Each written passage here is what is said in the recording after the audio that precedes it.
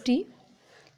Last video में हमने principle of managements के बारे में पढ़ा था। आज हम उसका सिग्निफिकेंस और इम्पॉर्टेंस पढ़ेंगे। ठीक है, significance and importance of management principles. Management के जो प्रिंसिपल्स हैं ये एक ऑर्गेनाइजेशन के लिए बहुत हेल्पफुल है। जितने भी प्रिंसिपल्स बने हैं, मैनेजमेंट के जो प्रिंसिपल हैं डेवलप हुए हैं, ये एक्सपीरियंस है ना, एक्सपेरिमेंट्स के थ्रू जो हैं वो बने हैं। ठीक है, और इन्हें सिचुएशन के अकॉर्डिंग जो मैनेजर्स हैं वो अप्लाई करते हैं, है ना, हैंडल करते हैं अपनी सिचुएशन। कोई भी प्रॉब्लम आ रही है उसको हैंडल करते हैं वो इन प्रिंसिपल्स के थ्रू। तो इसकी इम्पोर्टेंस पढ़ते हैं। फर्स्ट है आपकी providing managers with useful insight into reality. ठीक है, ये जो प्रिंसिपल हैं ये मैनेजर्स को प्रोवाइड करते हैं। एक तरह से हम कह सकते हैं कि अगर कोई प्रॉब्लम आ रही है तो उस प्रॉब्लम से बाहर निकलने का जो है सॉल्यूशन ये प्रोवाइड करते हैं। जो एक्चुअली किताबों में लिखा है, यानी जो प्रिंसिपल्स पढ़कर मैनेजर्स जो बने हैं तो वो उस चीज़ को प्रैक्टिकली क्या करते हैं, उस चीज़ को जो थ्योरेटिकली उन्होंने पढ़ा उस चीज़ को प्रैक्टिकली अप्लाई करते हैं। ठीक है, देखिए, the principle of management provide managers edge with a useful insight into the real world situation. These principles improve knowledge, ability and understanding of managers under various managerial situations. These principles guide managers to take right decision of the right time. ये जो principles हैं, management के जो principles हैं, ये provide करते हैं managers को कि रियलिटी में क्या करना है। कोई भी अगर सिचुएशन आ रही है तो उसको रियलिटी में कैसे करें वो, है ना, उसका सॉल्यूशन कैसे ले। तो ये जो प्रिंसिपल है वो मैनेजर्स जो है उनकी जो नॉलेज है, एबिलिटी है, उसको क्या करते हैं, इम्प्रूव करते हैं। और वो किसके थ्रू होते हैं, वो इन प्रिंसिपल्स के थ्रू, ना, जो उनकी मैनेजरियल सिचुएशंस में उन्हें क्या करना है ना, उस चीज़ की नॉलेज और एबिलिटी उन्हें उनके थ्रू उनकी बढ़ती है। तो ये किसके थ्रू होता है, मैनेजमेंट प्रिंसिपल्स के थ्रू। जो मैनेजमेंट प्रिंसिपल्स हैं वो मैनेजर को गाइड करते हैं कि अगर कोई प्रॉब्लम आ रही है उस टाइम पे वो क्या करे, उस प्रॉब्लम से कैसे बाहर आए। तो ये राइट टाइम पे जो राइट डिसीजन है वो ले पाता है मैनेजर, और इसके थ्रू वो प्रॉपर मैनेजमेंट कर पाता है। तो इसीलिए इसका जो फर्स्ट पॉइंट है वो यही है, providing managers with useful insight into reality. हाँ, ये प्रोवाइड करवाता है। सेकंड देखिए, ऑप्टिमम यूटिलाइजेशन ऑफ रिसोर्सेज। यानी इन मैनेजमेंट प्रिंसिपल्स के थ्रू क्या होता है, रिसोर्सेज का ऑप्टिमम यूटिलाइजेशन हो सकता है, हो जाता है ना। रिसोर्सेज का जितना यूज किया जा सकता है वो उनका किया जा सकता है। किसके थ्रू, मैनेजमेंट प्रिंसिपल्स के थ्रू। देखिए, the management principles insist on planned activities and systematic organisation of man and material in the organisation. जो मैन और मटेरियल है वो क्या, रिसोर्सेज ही तो हैं, है ना, ये रिसोर्सेज हैं। तो जो भी प्लान किया गया है, यानी कि एक ऑर्गेनाइजेशन के जो भी ऑब्जेक्टिव को पूरा करने के लिए जो भी प्लानिंग किया गया है, प्लान किया गया एक्टिविटीज़ को, उनके लिए रिसोर्सेज यूज़ करने पड़ते हैं। यानी उन रिसोर्सेज के थ्रू ही जो मैनेजमेंट के अंदर जो ऑर्गेनाइजेशन है, ऑर्गेनाइजेशन अपने ऑब्जेक्टिव को पूरा करेगा। वो किसके थ्रू करेगा, इन रिसोर्सेज के थ्रू। तो ये प्रिंसिपल इस तरह से गाइड करते हैं, और ये प्रिंसिपल इस तरह से डिज़ाइन है कि इनके थ्रू जो रिसोर्सेज अवेलेबल हैं, ह्यूमन रिसोर्सेज कह सकते हो, और अदर रिसोर्सेज जो अवेलेबल हैं उनको फुली हम कह सकते हैं यूटिलाइज किया जा सकता है। वो किसके थ्रू है, वो किसके थ्रू हो सकता है, वो होता है मैनेजमेंट प्रिंसिपल्स के थ्रू। ये इस तरह से गाइड करते हैं मैनेजर्स को और फिर और एम्प्लॉयज़ को। देखिए, for example, scientific principle suggest to cut down the wasteful movements and setting up of standard time to completed task by saving time energy can be made economical and make maximum utilisation of resources. ठीक है, ये जो scientific principle है आप आगे पढ़ेंगे। ठीक है, साइंटिफिक प्रिंसिपल्स के बारे में, जो ये साइंटिफिक प्रिंसिपल्स हैं ये टेलर ने दिए हैं, जो साइंटिफिक प्रिंसिपल्स हैं। ठीक है, तो ये जो साइंटिफिक प्रिंसिपल्स हैं ये सजेस्ट करते हैं, है ना, मैनेजर को कि अगर वेस्टफुल कोई मूवमेंट आ रहा है तो उसे क्या कर दिया जाए, उसे मैनेजमेंट से बाहर कर दिया जाए।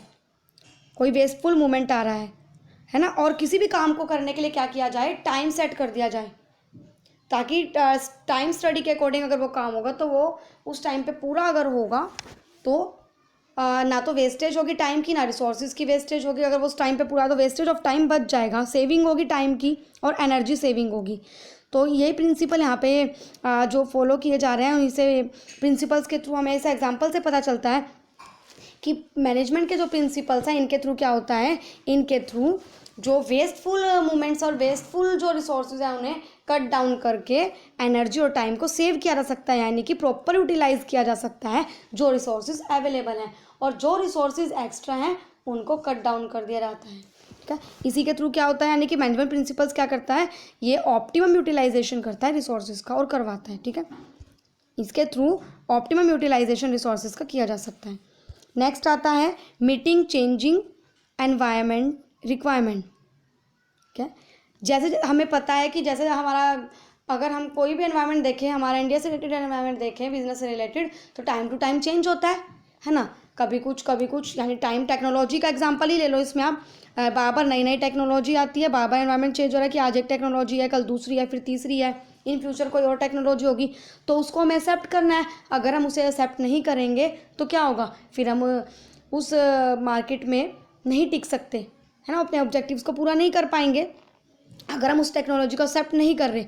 तो ये जो एम्प्लॉयज़ हैं उनका बिहेव चेंज करके इन प्रिंसिपल्स के थ्रू जो नई टेक्नोलॉजी आ रही है उनको एक्सेप्ट करने के लिए जो एम्प्लॉयज़ का बिहेव है उसे चेंज किया जाता है और उन्हें समझाया जाता है, उन्हें गाइड किया जाता है, ताकि वो नई टेक्नोलॉजी को यूज़ करने के लिए क्या हो, मोटिवेट हो। और मैनेजर्स ये काम करते हैं, वो बार बार गाइड करते हैं और मोटिवेट करते हैं एम्प्लॉयज़ को कि वो नई जो टेक्नोलॉजी है उसको एक्सेप्ट करें, और एम्प्लॉयज़ को बिहेव को चेंज करके वो उस टेक्नोलॉजी को यूज़ करने के लिए मोटिवेट कर पाते हैं। ठीक है, तो ये किसके थ्रू होता है, ये होता है मैनेजमेंट प्रिंसिपल्स के थ्रू। देखिए, the management principle are the general guideline for the manager and are to be modified as per the given situation. जो मैनेजमेंट के प्रिंसिपल है, ये मैनेजर्स को गाइडलाइन प्रोवाइड करते हैं और वो जैसी भी कोई सिचुएशन आ रही है उसके अकॉर्डिंग मॉडिफाई हो सकते हैं, है ना। उसमें अगर कोई सिचुएशन के अकॉर्डिंग कोई चेंज करना चाहे तो मैनेजर उसके अकॉर्डिंग उसे चेंज कर सकता है, क्योंकि हमने इसकी फीचर्स में पढ़ा था कि जो मैनेजमेंट प्रिंसिपल्स हैं वो management principle are not rigid, management principle are flexible, है ना, कि फ्लेक्सिबल होते हैं कि नेट सिचुएशन के अकॉर्डिंग चेंज किया जा सकता है। तो यही इसी के अकॉर्डिंग ये इसमें पॉइंट में बताया गया है। जो इंपॉर्टेंस है मैनेजमेंट प्रिंसिपल्स की, यही एक फ़ायदा है मैनेजमेंट प्रिंसिपल्स का कि इन्हें जो भी कोई एनवायरनमेंट में चेंज हो रहा है उस रिक्वायरमेंट को मैनेजमेंट की उसको पूरा किया जा सकता है मैनेजमेंट प्रिंसिपल्स के थ्रू। ठीक है, आइए नेक्स्ट पेज पर इसके और जो इम्पोर्टेंस है इसी पॉइंट को आगे फॉलो करते हैं। नेक्स्ट पेज पर कि the managers to consider the dynamic business environment and take decision accordingly. जो मैनेजर्स हैं वो क्या करते हैं, डायनेमिक जो बिजनेस एनवायरनमेंट है यानी जो चेंज होता जाता है लगातार, उसे कंसीडर करता है, उसके अकॉर्डिंग अपनी पॉलिसीज़ बनाते हैं, चलते हैं और उसी के अकॉर्डिंग अपना डिसीजन लेता है, ताकि वो नई टेक्नोलॉजी या जो भी चेंज हो रहा है उसको वो एक्सेप्ट कर सके। ठीक है, नेक्स्ट पॉइंट जो आता है वो है साइंटिफिक डिसीजन। साइंटिफिक डिसीजन इसमें क्या है कि जो प्रिंसिपल्स हैं ये, है ना, ये जो मैनेजमेंट के प्रिंसिपल्स बने हैं, ये एक बार तो हमने पहले ही पढ़ा था कि ये एक बार में तो तैयार नहीं हो गए, ये काफ़ी प्रैक्टिस और एक्सपेरिमेंट से बने हैं। क्या इसीलिए कहा जाता है कि जो डिसीजंस हम लेते हैं मैनेजमेंट के अंदर वो किसके थ्रू ले जाते हैं, वो ले जाते हैं प्रिंसिपल्स के थ्रू, मैनेजमेंट प्रिंसिपल्स के थ्रू। और जो ये प्रिंसिपल्स हैं ये क्या हैं, साइंटिफिक हैं। कि managers have to make number of decision every day. The management principle enable the manager to approach various problem systematically and scientifically. ये जो प्रिंसिपल है मैनेजर्स को गाइड करते हैं और इनेबल बनाते हैं कि अगर कोई भी अलग अलग तरह की प्रॉब्लम्स आ रही हैं उनको सिस्टमेटिकली और साइंटिफिकली तरह से सॉल्व किया जा सके, है ना। इन प्रिंसिपल्स के थ्रू साइंटिफिक डिसीजन मैनेजर आसानी से ले सकता है। देखिए, इसमें एक एग्जाम्पल भी दिया। For example, Taylor principle always insisted on replacement of rule of thumb by scientific approach. He suggested to conduct the time study to set up the standard time required to perform a job rather than leaving it at the discretion or will of manager. जो scientific principles दिया मैंने पहले ही बताया था वो Taylor ने दिए हैं, है ना। फ्योल और टेलर जो हैं दो, उन्होंने प्रिंसिपल्स दिए हैं, जो साइंटिफिक प्रिंसिपल्स दिए गए हैं वो टेलर ने दिए हैं। तो इसी में जो ये रिलेट करता है, एक एग्जांपल दिया हुआ है कि जो टेलर के प्रिंसिपल हैं वो क्या करते हैं, वो जो रूल ऑफ थंब एक प्रिंसिपल है उसको रिप्लेस करते हैं, ठीक है। वो इसकी जगह किस पर जोर देते हैं, वो जो प्रिंसिपल्स हैं टेलर के, वो कहते हैं, जो साइंटिफिक प्रिंसिपल्स हैं वो सजेस्ट करते हैं कि एक टाइम स्टडी को कंडक्ट किया जाए। यानी अगर कोई भी टास्क पूरा करना है ऑर्गेनाइजेशन अंदर, उस टास्क को पूरा करने के लिए एक स्टैंडर्ड टाइम रखा जाए कि वो कितने टाइम में पूरा हो सकता है, उसके लिए टाइम स्टडी को कंडक्ट किया जाए। और वो जो स्टैंडर्ड टाइम है वो टाइम स्टडी के अकॉर्डिंग कंडक्ट किया जा सकता है, और जो किसके ऊपर बेस है, वो है साइंटिफिक प्रिंसिपल्स के ऊपर डिपेंड। तो उन्होंने यही कहा टेलर ने कि जो कोई भी टास्क पूरा करना है वो डिपेंड किया जाए, वो किसके थ्रू फॉलो किया जाए, ताकि कंडक्ट किया जाए वो टाइम स्टडी के बेस पर, ना कि वो जो मैनेजर है उसकी इच्छा और उसकी बुद्धि पे डिपेंड करे, है ना। वो अपनी मर्जी से ना करे, वो इन प्रिंसिपल्स के थ्रू गाइड होकर और इसके थ्रू वो क्या करे, डिसीजन ले ना। अपनी बुद्धि अपने माइंड से एकदम ना उसे सेटअप कर ले, जो भी डिसीजन लेना है वो किसके थ्रू कंडक्ट करे, डिसीजन जो लेना है उसको किस तरह से फॉलो करे, वो करे टाइम स्टडी के बेस पर, है ना। तो कि भाई किस टाइम पे पूरा हो सकता है, या इसके थ्रू वो इनको फुली रिसर्च ना, जो एक्सपेरिमेंट्स हो चुके हैं उनके थ्रू क्या करे, अप्लाई करे। तो ये किसके थ्रू हो सकता है, यानी कि मैनेजमेंट प्रिंसिपल्स के थ्रू ही ये पॉसिबल है। तो ये जो साइंटिफिक प्रिंसिपल्स हैं ये इसी चीज़ को फॉलो करते हैं, है ना। वर्क स्टडी है, मेथड स्टडी है, तो ये सब चीज़ें इसी के थ्रू फॉलो की जा सकती हैं, ना कि मैनेजर्स की अपनी इच्छा से।